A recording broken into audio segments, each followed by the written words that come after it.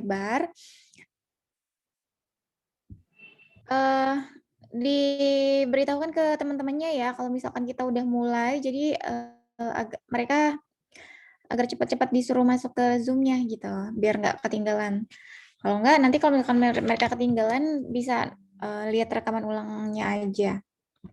Yuk, hari ini kita akan belajar tentang kebijakan dividen.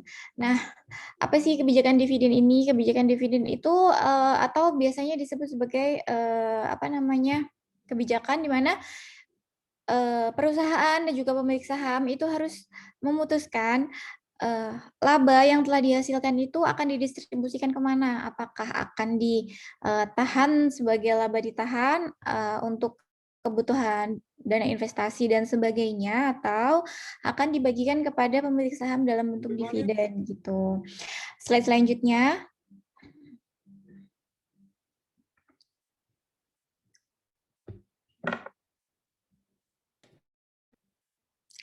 Nah, ada beberapa teori ya tentang kebijakan dividen ini.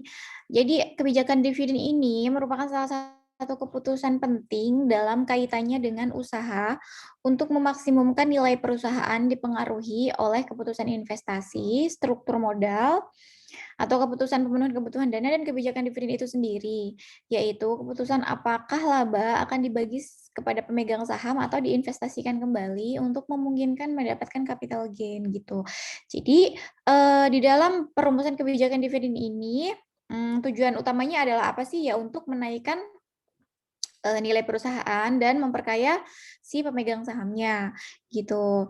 Nah, dalam perumusan kebijakan dividen ini ada beberapa pertimbangan yang harus, dibahas juga dalam, rapatnya atau biasa disebut rapat umum pemegang saham, biasanya Ini apa diadakan sih setiap namanya? Lupa kali loh gua. tahun, Tahun ini kena merumuskan kebijakan ada di ini. baju. Nah, Itu juara dong. Jadi toko apa sih? Jaga toko tadi ini. Teman-teman gantian tolong ya ngomongnya ya. Kemudian ada teori dari Modigliani dan Miller, ini berpendapat bahwa kebijakan dividen itu tidak relevan, berarti tidak ada kebijakan dividen yang optimal karena kebijakan dividen tidak mempengaruhi nilai perusahaan atau biaya modal. Jadi ini berpendapat bahwa ada atau tidaknya kebijakan dividen itu tidak akan menaikkan nilai dari perusahaan. Kenapa? Karena ia berpikiran gini, kalau misalkan kita bagikan dividen itu ke pemegang sahamnya, biasanya ya dividen itu juga nanti akan dibelikan oleh saham baru lagi oleh si, apa namanya, pemilik saham itu. Kalau misalkan nggak dibagi, ya udah berarti kan pemilik saham itu dapat capital gain gitu. Jadi ya udah mau dibagi atau nggak dibagi, ya sama aja tidak berpengaruh apa-apa ke perusahaan. Pendapat dari ya, tapi di sini dia mengesampingkan kalau misalkan perusahaan itu tidak memiliki, apa namanya, pajak gitu, tidak mempertimbangkan pajak di situ, tidak mempertimbangkan pajak penghasilan di situ, gitu. Kemudian ada pendapat kedua, yaitu pendapat menurut Gordon dan Lipner. Dia berpendapat bahwa kebijakan dividen ini risikonya lebih kecil loh dibandingkan dengan capital gain. Jadi, ini cocok untuk, investor-investor yang memang dia, memiliki tingkat toleransi risiko yang tidak tinggi gitu. Jadi dia main aman aja.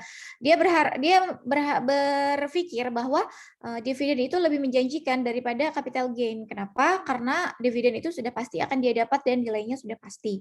Tapi kalau capital gain kita masih belum tahu loh yang terjadi di depan itu seperti apa. Mungkin kalau misalkan, kondisi perusahaannya itu baik, sukses, itu capital gain-nya mungkin akan sangat tinggi. Tapi kalau misalkan ternyata kondisinya memburuk, itu nanti malah mereka tidak dapat apa-apa, malah, cenderung merugi gitu. Nah, pendapat, Gordon Littner ini nih, untuk mereka-mereka yang memang investor yang lebih, eee, memiliki toleransi yang rendah gitu untuk risikonya, untuk orang-orang yang, suka main aman. Jadi, mmm dapat dividen aja deh daripada kita investasikan lagi, apa labanya ditahan untuk perusahaan kemudian akan untuk dilakukan ekspansi atau investasi oleh perusahaan, karena kita belum tahu nanti hasil investasinya akan seperti apa. Apakah hasil investasinya nanti akan bagus atau malah akan merugikan perusahaan gitu. Nah, perusahaan yang mengikuti teori ini biasanya disarankan untuk membagikan laba ke dalam rasio pembagian dividen yang tinggi. Bisa dilihat sih perusahaan-perusahaan di Bursa Saham Indonesia yang memang rasio dividennya itu tinggi. Dia menawarkan yield-nya tinggi sehingga dia beranggapan bahwa itu dapat meminimumkan biaya modal gitu. Kemudian ada pendapat yang ketiga yaitu tax preference theory. Nah, kelompok ini berpendapat bahwa karena dividen itu cenderung dikenakan pajak yang lebih tinggi daripada capital gain, maka investor akan meminta keuntungan yang lebih tinggi juga nih untuk saham yang dividen yield-nya tinggi. Jadi dia mempertimbangkan pajak di sini. Kalau misalkan dia minta dividen yang tinggi, itu berarti pajaknya juga akan semakin tinggi. Kenapa? Karena pajak dividen itu lebih tinggi dari pajak capital gain. Apabila ia memilih untuk capital gain, itu pajaknya lebih rendah. Jadi dia memilih untuk ya udah lebih baik saya memilih capital gain-nya gitu daripada saya harus memilih dividen, di mana dividen itu akan dikenakan pajak setiap dividen dikeluarkan, atau biasa setiap kalau misalkan perusahaan itu kan setahun sekali atau setahun 2 kali dia mengeluarkan dividen gitu ya, berarti dia harus bayar pajak selama 1 tahun sekali atau 1 tahun 2 kali sesuai dengan dikeluarkannya dividen tersebut. Tapi kalau capital gain itu dikenakan pajaknya ya ketika dia mau jualan aja, mau jualan saham aja gitu. Atau kalau misalkan dia butuh uang cash, ya udah dia jual aja sahamnya gitu. Slide selanjutnya, slide yang ketiga.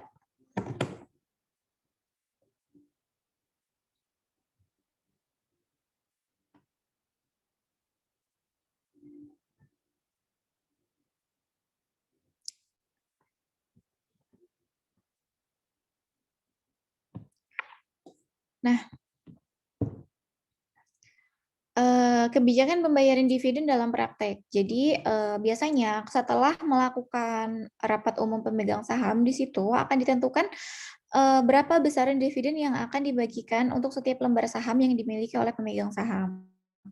Nah, kemudian di situ juga akan ditentukan tanggal pengumumannya, akan diumumkan tanggal berapa, kemudian nanti tanggal pendataannya itu tanggal berapa, kemudian ex dividennya tanggal berapa, kemudian tanggal pembayarannya itu tanggal berapa. Nanti akan diumumkan setelah adanya rapat umum pemegang saham gitu. Pemindah-bukuan atau pengalihan hak atas saham ditutup pada saat pembayaran dividen. Perusahaan mengirimkan cek kepada pemegang saham pada tanggal pembayaran. Jadi nanti akan mendapatkan invoice berapa dividen yang dibayarkan atas jumlah lembar saham yang dimiliki oleh pemegang saham. Dividen harus dibayarkan dari laba ditahan saat ini atau periode yang lalu. Dividen tidak dapat dibayarkan dari modal saham. Pembayaran dividen tidak dapat dilakukan apabila perusahaan dalam keadaan insolvensi atau dia mengalami kerugian atau dia mengalami kesulitan ketika ada pembayaran utang yang bermasalah gitu di perusahaan itu. Nah, dividen ini harus dari dana laba gitu, nggak bisa dari dana dari pos-pos yang lain, harus dari laba yang memang siap untuk didistribusikan sebagai dividen. Apabila perusahaan menginginkan untuk menginvestasikan keuntungan yang diperoleh, sedangkan pemegang saham ingin dividen, maka perusahaan harus mengeluarkan saham baru. Nih, misalkan, wah ada proyek bagus banget nih di tahun depan misalkan. Kita boleh ya di rapat umum itu, perusahaan boleh ya pakai dividen untuk membiayai proyek tersebut. Ternyata di si pemegang sahamnya, oh enggak, saya pengen cash nih, saya lagi pengen cash di tahun ini. Saya pengen dibagikan saja dividennya. Nah, perusahaan tidak bisa untuk menolak hal tersebut. Jadi ya tetap laba akan dibagikan dalam bentuk dividen kepada pemegang saham. Tapi kemudian dapat dari mana nih pendanaan untuk proyek tersebut? Ya perusahaan harus mengeluarkan saham baru gitu untuk dapat modal. Slide selanjutnya.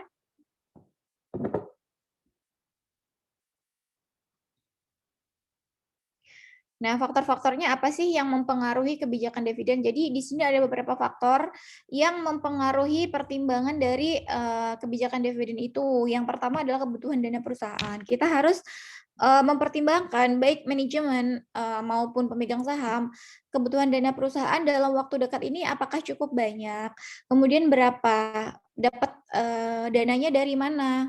Nah, itu juga harus dipertimbangkan. Ketika ternyata memang kebutuhan dananya itu lagi banyak dan memang harus ada nih untuk kebutuhan investasi nih, kemudian daripada dia melakukan utang lagi, lebih baik kan menggunakan dana laba yang telah diperoleh, ya menggunakan laba yang ditahan itu gitu. Tapi ya kembali lagi, itu harus berdasarkan keputusan bersama antara pemegang saham dan juga manajemen gitu. Kemudian yang kedua ada likuiditas. Jadi likuiditas ini sangat penting ya bagi perusahaan karena ketika likuiditasnya tinggi untuk melakukan aktivitas investasinya, aktivitas ekspansinya gitu. Kalau misalkan likuiditasnya itu rendah kan bingung ya dia mau investasi atau ekspansi gimana? Soalnya modal cash dia sedikit gitu. Jadi nggak leluasa, tidak fleksibel. Kalau likuiditasnya cukup itu kan lebih fleksibel ya berarti. Itu juga jadi pertimbangan.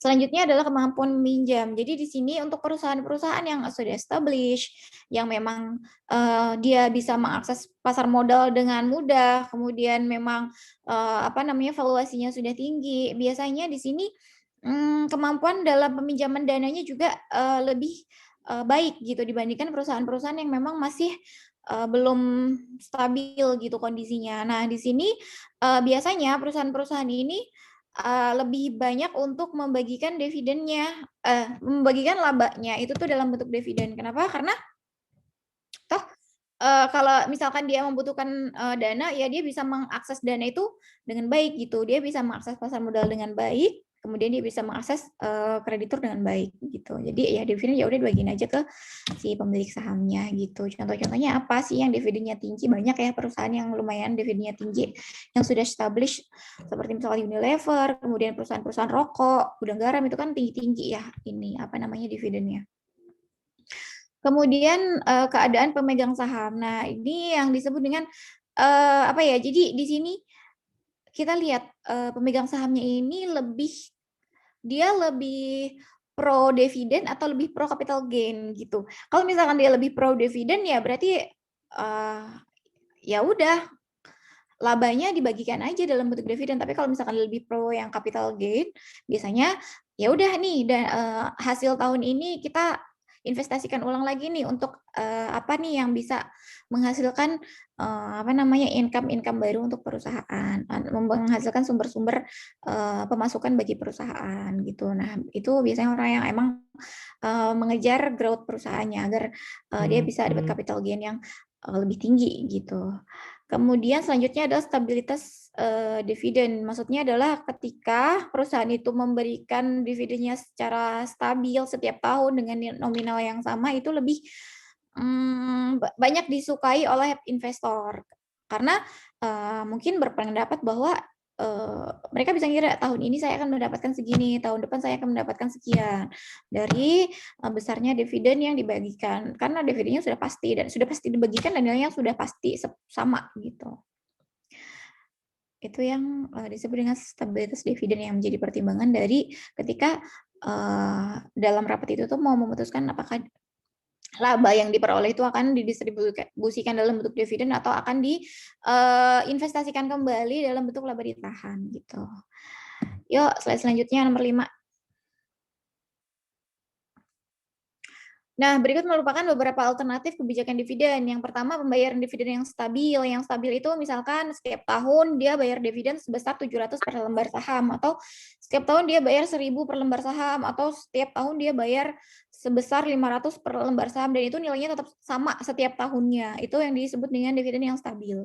Kalau payout ratio yang konstan, misalkan setiap tahun dia membayarkan sebanyak 5% atau misalkan 50% dari labanya itu akan didistribusikan dalam bentuk dividen.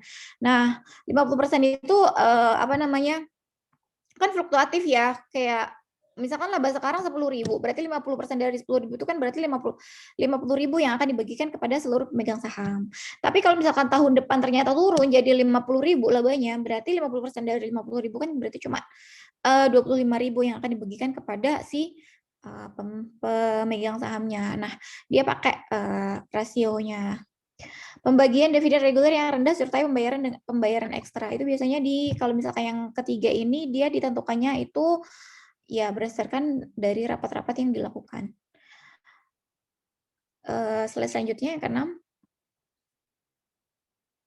Nah, kebijakan pembayaran dividen itu bentuknya macam-macam ya. Ada juga dalam bentuk cash atau tunai, ada juga yang dalam bentuk stok dividen gitu. Misalkan pembayaran dividennya nggak cash nih, tapi nanti pemegang saham akan mendapatkan lembar saham dari perusahaan gitu. Misalkan setiap 20 lembar saham yang dimiliki oleh pemegang saham, dia berhak untuk dapat 1 lembar saham dari perusahaan. Bisa jadi seperti itu, atau bisa pakai stock split, misalkan berapa sih sekarang per lembar saham dari PT X, misalkan 1 lembar sahamnya adalah 10.000 harga per lembarnya, kemudian di-split menjadi 2. Jadi dijadikan 2 saham. Jadi 1 saham itu nanti akan dijadikan 2 saham gitu. Jadi harganya 5.000. Kemudian yang ketiga stock repurchase. Jadi kalau misalkan perusahaan nih punya kelebihan dana, kemudian akan diapakan kelebihan dananya. Kalau misalkan bagi dividen ternyata kalau bagi dividen itu tidak cukup untuk menaikkan nilai perusahaan. Ya udah kita pakai stock repurchase aja. Kita beli lagi saham-saham yang beredar di masyarakat. Jadi biasanya perusahaan-perusahaan yang melakukan stock repurchase ini reputasinya akan baik karena pemegang saham menganggap bahwa ketika perusahaan itu melakukan stock repurchase berarti di situ ada kelebihan laba yang dimiliki oleh perusahaan. Perusahaan berarti dalam kondisi bagus nih karena dia mampu untuk membeli kembali saham-saham yang beredar yang dimiliki oleh masyarakat gitu. Habis ya? Slide selanjutnya ada nggak? Sudah habis, Miss. Sudah habis ya. Sudah di absen?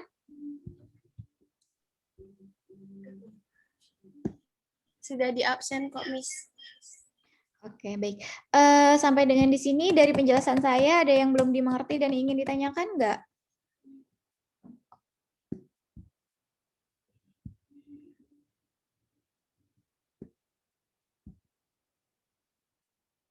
Ada yang ingin ditanyakan dari penjelasan saya?